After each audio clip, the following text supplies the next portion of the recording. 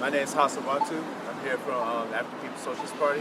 Me and my comrade here, Jocelyn, we drove up here 8 hours. 8 hours up here to Oakland to, around the, sum up this whole event around Nia Wilson, why that white nationalist, attacked her sister and killed her, and left her, sister hospitalized, you know what I'm saying?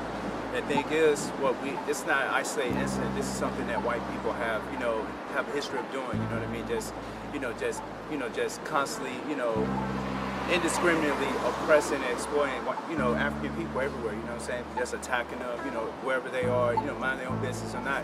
Because here in Oakland, not too long ago we had like the barbecue Becky and the permanent Patty. These white people always like being, always looking out, being vigilantes. All that stuff, looking out for, what black people are doing, not minding their own, and they could be minding their own business, just going out, just doing their own thing, but they choose to like just, be vigilantes and then after that deputize themselves and take matters in their own hands by attacking us, like what happened in Florida, for example, around, McLaughlin, for example. Then, here, that white man just, randomly just attacking her at the BART station, a public transit system, you know what I mean? I'm from Cowell.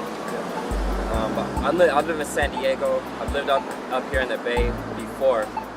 This is one thing that tripped me out about that situation. They were showing these pictures of this white dude with looking all scruffy, saying that he was homeless, he had mental illnesses, he had a history of, he was on parole, he had been to jail, all these different things, right? And so then they even went as far as to associate him with the alt-right group, the Proud Boys. And so then that night, a lot of cats went down and like fucked up some Proud Boys, which is good. We need that. I'm not saying that's wrong. We gotta do that too. But what piques my interest is when we actually came up here, started talking to niggas from the town, started talking to motherfuckers from around here, looking at social media shit, started realizing like, wait a minute, because the first thing Kat said is that Kat was posting his address, his phone number, all this different shit, and he was from Concord. And then we started seeing these pictures surface where he had like gold fronts, like tats on his chest, you know what I'm saying? Like, to me, just like a regular ass Bay Area white boy, you know what I'm saying? And so then I'm thinking, I'm like, so if this cat, but then he went to jail, came out of jail, right? And so if he's just like a regular ass white boy, why are they trying to paint him as alt-right? You know what I'm saying? And those are kind of like some of the analysis that, really we need niggas in Oakland to understand, because California is different than anywhere else in the world. And the relationships that we have with white people in California are different than other places. And I think sometimes we'll go side with a liberal agenda. We'll go fight with the white left, get on this Antifa stuff, anti-fascism. But realistically, it's like fighting racism. Racism is just the idea on a white person's head. Our enemy is colonialism, and the white left colonize us, and the white right colonize us. So when in California, we got a different struggle because these white people are comfortable coming up to us and saying this and that, and what's up, nigga, and you know what I'm saying? And so as a African internationalist organization, when we heard about this, we're like, wait a minute, you know what I'm saying? And we had to come up here and do the research. When we came up here, we had a whole different image of this white boy.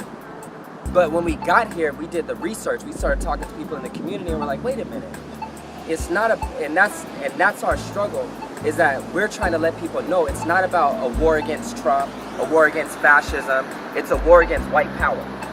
White power is white power.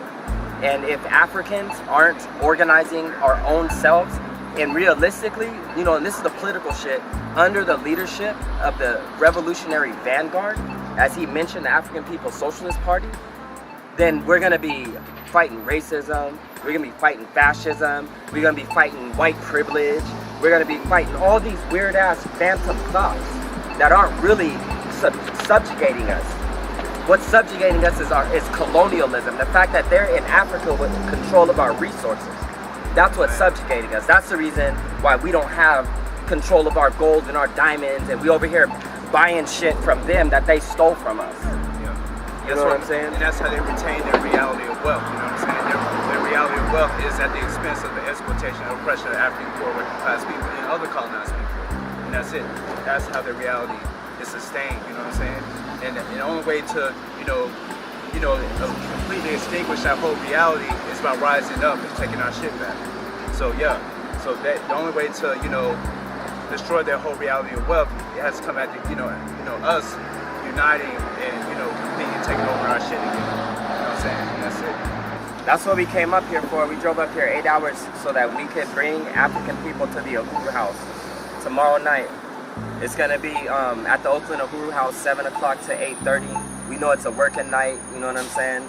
We're trying to organize the poor and the working class people. And bring people under real revolutionary organization. Not just that. We can't let right now the media's talking about this mental illness thing to get how they try to use that to really downplay he wasn't his mental he had no real control of his thoughts. He just had a mental episode where he just slashed a girl. This is something all white people are guilty of doing, you know what I'm saying? And it's when we're mentally ill or we committed, and that's through colonialism, we get incarcerated for for extended decades for something, we weren't mentally, responsible for, you know what I'm saying? We're not in the right, mindset because we're colonized, you know what I'm saying? So we are oppressed and all that. So that's how we get caught up. But when the oppressor, is mentally ill, it gets slapped on the wrist, you know what I'm saying? It's, no time served for real and all that stuff. And the community does not get justice. And the thing is, the community has to judge him and not his peers, not his white peers. It has to be a community that gives the indictment and charge him and give that family justice and give her unrest, you know what I'm saying? Because that thing, we know how this is going to play out with that mental illness plea and all that stuff. So we can't let that, stand. We can't let that.